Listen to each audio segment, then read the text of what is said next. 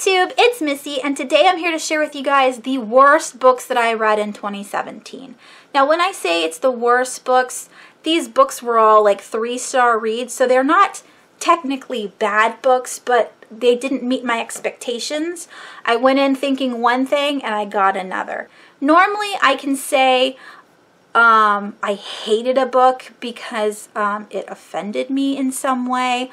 I always go back to Sham, and I'll show you a picture here, Sham. That one infuriated me because it's about a lie, which I hate lying, and the main villains of the book beat up an autistic kid, and that just drives me crazy. Like, why was that even necessary in the book?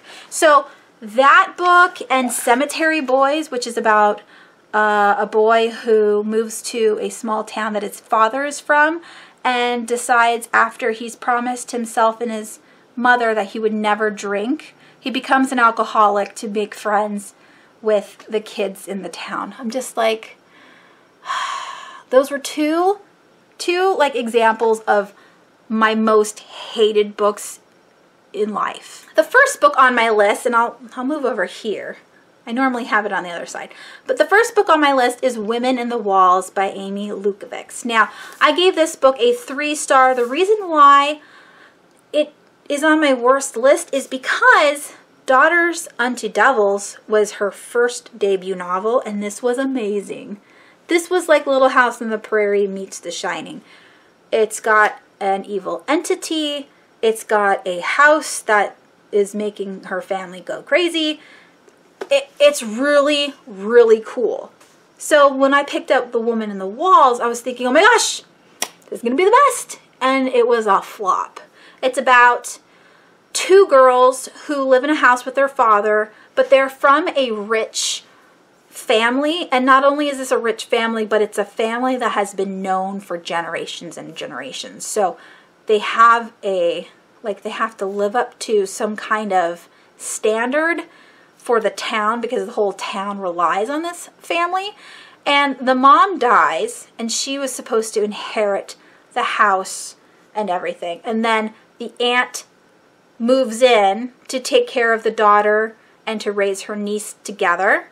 And then the aunt goes missing. So now we have 2 teenage girls fighting over the love of the aunt and the family. And then, God dang, I'm telling you, my house is haunted. And then, so we don't know what's going on. The cousin is talking to the walls. She believes that there's someone living in the walls. As a reader, we don't know if this is true or if this cousin is going a little cuckoo. And then the ending happened, and I was just so disappointed in the ending. I was thinking, this book could have, went full, from going 3-star back up to 4 or 5 stars if the ending was great. And the ending wasn't, so it went down to a 3-star. I was totally, totally bummed in the ending. But Amy Lukacs did come out with The Ravenous last year, so I'm hoping that she redeems herself. All right, the next book on my list, oops, excuse me for hitting the camera, is Complicit by Stephanie Cooin. I gave this book away in a trade away because it just wasn't my cup of tea. I went in thinking it was a mental illness book. It kind of was. It's also a thriller. It was super boring. The whole book was extremely boring. And then the last 10 pages freaked me the hell out. Like, I was totally confused about the whole thing. I'm like, where did this come from? And that saved the book for me. It made it from a 2 to a 3-star, but not enough to keep it. You know what I mean? Like, it was just, I was totally confused, and the ending hit me in the face. It was such a good ending. It was such a good ending. So, like the opposite of The Women in the Walls. The Women in the Walls was really good up until that ending, which dropped its score. Complicit was really, really bad. And then that ending happened and it bumped it up a little bit. So those are the first 2. Next we have 2 girls staring at the ceiling. This is a book written in verse, which that was my first time ever reading a book in verse, and I just didn't like it. I don't like the flow of reading books in verse. Because if you're used to poetry, like classic poetry, everything rhymes and it makes sense, you know what I mean? And then you have books that are written in verse that are just like, you know, short sentences. It just doesn't work for me personally as a reader. I just didn't like it. And I couldn't figure out who was speaking. And it was about two girls in a hospital that both had the same gastrointestinal disease. What is it called? I can't think of the disease right now. I will leave it here, what it's called. But they both had it, and they're fighting it. And the only thing I liked about the book was that there was a line down the middle of each page, and you'll have dialogue on one side and dialogue on the other, which represented the two girls, with the line representing the curtain between them in the hospital. I thought that was a really cool addition to the story. But the story didn't make any sense to me, and it wasn't a very, like, if you took out the verse, was it a good story? Not really. All right. The next book I have is Moorfield School and the Mystery. I actually do still own this book. I kept it because it is a middle grade, and I thought maybe my kids would like to read it. It's about some kids that go to a school that gets shut down, and the proprietor of the school decides to relocate the school to a different part of the country. And she talks to the parents, and the parents all agree that they're going to send their kids to this new built school. And there are a group of thieves that take high school trophies or school trophies. And that's it. Like, that's the story. It's a relocation and some thieves that want a school trophy. But you don't find out anything about these thieves. A girl goes missing, but you don't understand why she's a part of the kidnapping because there's no trophy to be stolen yet. We don't find anything out about the trophy.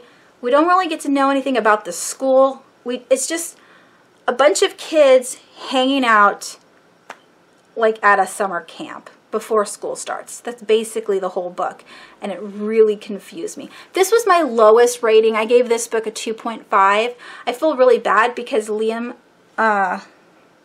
Moiser, I think that's his last name, he reached out to me because I was questioning him on email. I'm like, what is going on with this book? And he was telling me that it was his first written book and that he wrote it when he was like 16.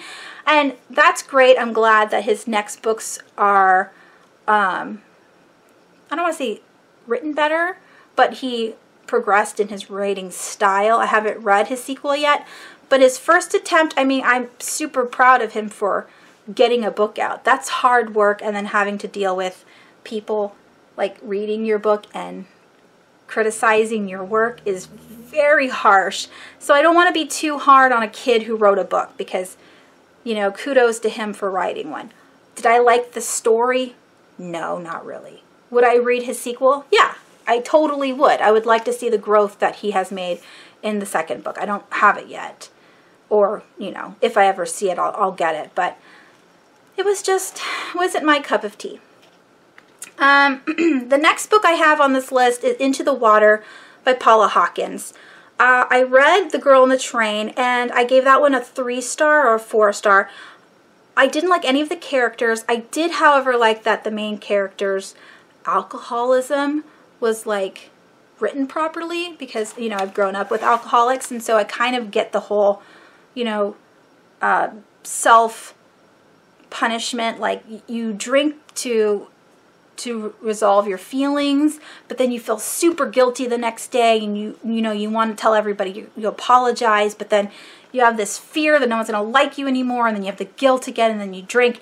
This is a huge cycle. The thing I didn't like about the book was everything else. Like the mystery. I never knew who the killer was, which is what kept it a 3-star. But I didn't like any of the characters, and they were all so conveniently awful.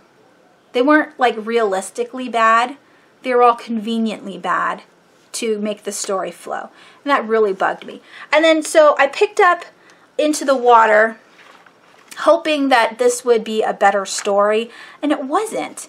It's about a town that has a cliff that people jump off to their deaths to commit suicide or to kill themselves. I think you're not allowed to say commit suicide anymore.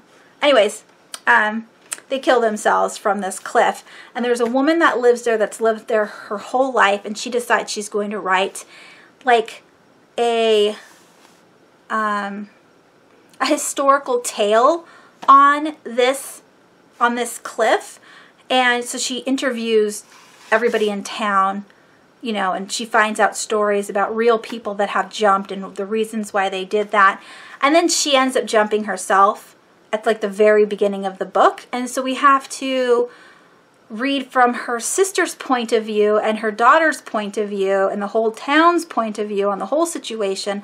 And there's like 14 characters in this book that you have to keep track of. It's just too numerous of characters. There's too many to make it even worth the read. And then at the end, it wasn't even worth it. Like normally I can never figure out the killer, and I was kind of guessing who the killer was, and then when it ended up happening, I was like, yeah, I saw that coming. So it wasn't good. The next book on my list is The Bakersfield Dozen. This was by The Bakersfield Dozen. I can't remember her name. I will leave it here down below. I did read this. I already gave it away as a trade away. It's about a group of girls that are super popular at school because they are very gifted in different fields of life: music, art, fashion, cheerleading, all these kinds of things. And someone makes a really mean video giving them derogatory nicknames, and then the girls start going missing. And our main character has to follow clues and riddles to find these girls. She's trying to keep them alive. The clues make it seem like if she reaches these girls, she'll be able to save them. And we don't know if that's the case or not. And yeah, it's, again, I didn't realize what the twist was, who the killers were or the villains were. But the rest of the story was really boring and lame. I didn't enjoy the actual characters of the story. The twist was cool, but the setup was bad. And so, then we have Mapping the Interior. Again, another book that was just not for me. I can't remember the name. It's Seth Graham, I think. I'll leave it here. So this is a book that was in my Nocturnal Readers box. It was considered a horror, and then once I read the entire thing, I would not have put it as a horror either in the box or on Goodreads. It is a dark contemporary about a little boy who is, well, he's like a preteen, and he's taking care of his family as best as he can. He's like he took the place of his father after his father was either murdered or, you know, died on accident. But they're Native American. They moved off of the reservation. They're living in a town. The mom has to work long hours, so the kids pretty much rely on themselves throughout the day. And the preteen is having to take care of his younger brother who has a mental disorder. It doesn't say what kind he has, but he is slow and he's behind educationally. So people pick on him. So he's like this poor kid with no father, with a working mom and a mentally handicapped brother. He's got a neighbor who wants to hurt him with killer dogs. And every night he goes to bed hoping that he will see the ghost of his father, so that way his father can come back and help make his life better and whole again. And in all of that, it's super sad and totally like heart-wrenching, but at the same time, the book itself, I just didn't like the way it was written. I didn't like the fact that the boy, it just didn't make any sense to me. Like, is it magical realism? Like, the boy has some kind of power that I don't understand. Is he really seeing his dead father? I don't know. What does all of that mean when he's underneath the house? Is it a metaphor? I don't like being confused while I'm reading. And again, it was set under the horror genre, so I'm expecting these scary moments to happen, and I'm getting more and more frustrated because it's not happening, and it's just really a sad story about a Native American kid having to be, you know, raised by a single mom. And that's tragic, but that's not the kind of story I want to read. That's not something I go out to read. I don't want to read sad stories. I was looking for a scary book, and instead I got, you know, a scary social situation, which, you know, scary in itself, but it's not the kind of scare that I was looking for. So I gave this book, I think, a 2.5. The writing wasn't bad. I just didn't like the story, if that makes sense. I got told on Goodreads that I didn't understand the book, which makes sense, but I'm not going to change my opinion on the story because I didn't like it. Even if I read it in the context of what it was supposed to be, in the correct genre, I still would not have liked the book because that's not what I read. Sorry for that little bit of a rant there. The next book on my list is Black Mad Wheel by Josh Malerman. This is the third to the last book that I want to talk about in this video. The reason why this book got 3 stars and it's on my worst list is because Bird Box is the debut novel by Josh Malerman, and this was 10 stars. This was absolutely fantastic. I bit all my nails off. The suspense was crazy. The anxiety that this book gave me was intense. There was an actual monster. We didn't know what was behind the windows, but if you looked outside, you would kill everybody around you, including yourself. And that is scary because it's the unknown that is scary. And then I read Black Mad Wheel, and I'm thinking, ooh, another book from Josh Malerman. This is going to be the best. And it's about a group of, like, they're not teenagers. They're in the mid-20s, I think. They just got back from being in a war.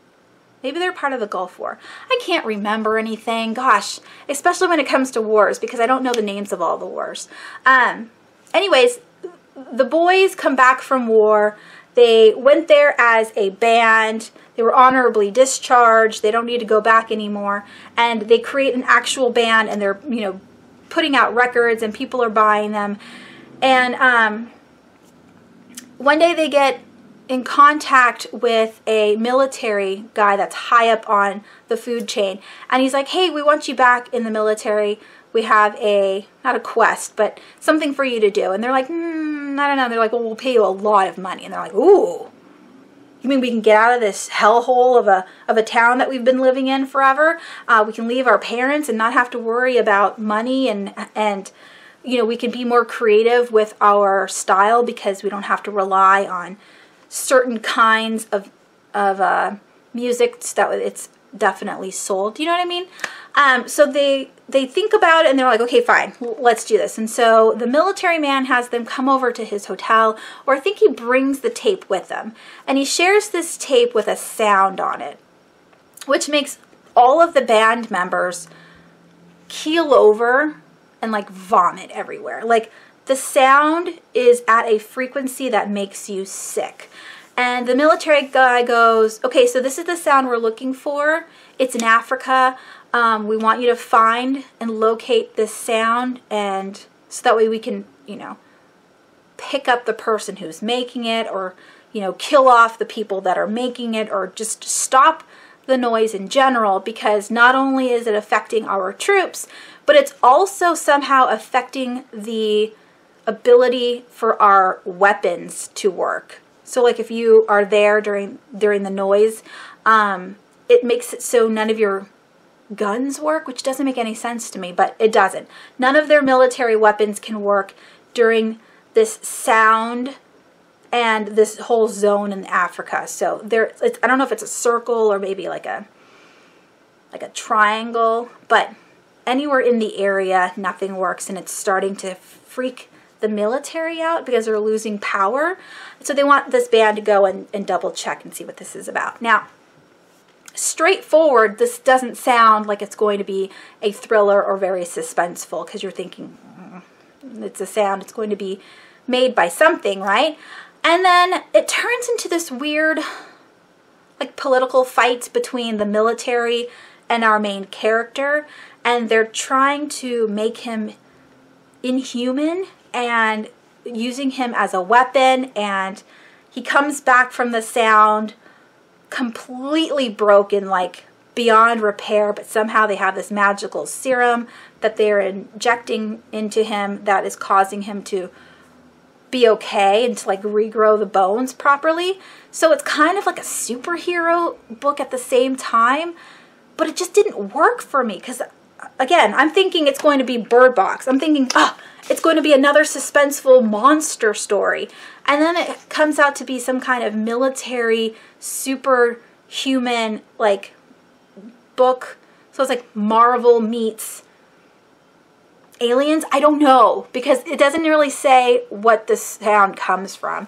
And that might be a little bit spoilery. Yeah, so I gave that one a 3-star. I was not happy with that book. I don't think I'll be purchasing it because I wasn't really interested, and I definitely won't reread the story, but his new book comes out this year, so I'm looking forward to that one. The next book on the list is this book here, which is River of Teeth by Sarah. That's, is it Sarah? I don't have any of these books, so I don't know any of the authors' names. I should have, you know, wrote it down next to the titles, but sometimes I don't think. So here's the author's name. I thought it was like Sarah Green or something, but I could be totally wrong. Anyways, this is about killer hippos. And after I read Meg, I was like, oh my gosh, this is going to be so amazing. It's about killer hippos. And technically there is killer hippos, but that's not what the story is about. And it's kind of like a heist book, but it's not. And it's about a group of, like, not cowboys, but like a bad knit group of different kinds of con artists, and they all go to this boat in the middle of the Mississippi, and this boat is behind this wall or this dam that holds all these feral hippos. And I think it's like the government who tells these band of misfits to go and break this wall to flood the feral hippos out, so that way they aren't just all packed in one area being used as a weapon from this, you know, really rich man. Like, he's a bad rich man, and he will bring people onto his boat and then throw them overboard, and then the killer hippos eat them. So it's kind of like he's using the killer hippos as his weapon. But hippos in this alternate history are used like they are horses, because in this time of book, all of Louisiana and Mississippi are flooded. So it's more like swamplands. So they need the hippos because the hippos can wade through the water and horses can't. Am I making any sense? I don't know. I didn't like this book. I gave it 3 stars. I said I might read the sequel because there is a sequel to it, but I don't know. There's a lot of diversity in this book. There is a non-binary, a lesbian, a gay man, and a whole bunch of different races, and, you know, and the killer hippos. So I mean, overall it was very diverse, and it had like a good scary monster in it, but the whole heist, not heist story part was a little boring. And the characters were a little flat, so even though they had diverse characters, they weren't memorable or interesting to me. So there you go for that one. And the very last book I want to talk about on my worst list of 2017 is I Am Legend by Richard Matheson. Now, the reason why I kept this book instead of giving it away to you guys is, one, it's a classic horror, so it should be part of my collection. But the main reason is I enjoyed the short stories in here more than the main story. So it says, well, it doesn't say it on here. On some of the books, it'll say I Am Legend and other stories. I thought mine said that, but I guess it doesn't. But the other stories were good. I liked the majority of those other stories. I think there's 10 other stories, and like 5 of them I liked, and 5 were just kind of weird. But I Am Legend was super depressing. I haven't seen the movie in forever, but I knew that the movie had some kind of happy ending, like some positive came about with Will Smith, like his character, something good happened. Nothing good came out in the book. The original is super depressing. The whole thing is sad. You feel bad for the main character. Nothing goes right. And then he meets a terrible end. And I'm just thinking, I'm not the person that believes that there's no bad endings. Like, but I want to read a happy ending. And that might sound shallow, but oh my gosh. This made me so sad after reading it. I didn't want to read anymore. Not forever, but just that day. I'm like, this is terrible. I didn't like it. And my friend, the Maddie Hatter, I read that with her. She goes, well, that was kind of the point, because it's like a dystopian, right, with vampires in it. I'm like, yeah, but still. The movie ruined it, because the movie makes you think that there's hope. And there's no hope in the original. Anyways, those were the 10 worst books that I read in 2017. Again, they were all mostly 3-star reads. The only reason why I put them on my worst list is because they didn't meet my expectations. They weren't terribly written, so you may all like the books. I just didn't approve. And that is it. I hope you guys have a wonderful rest of your week. Let me know down below what you didn't like in 2017, and I will talk to you guys soon. Bye!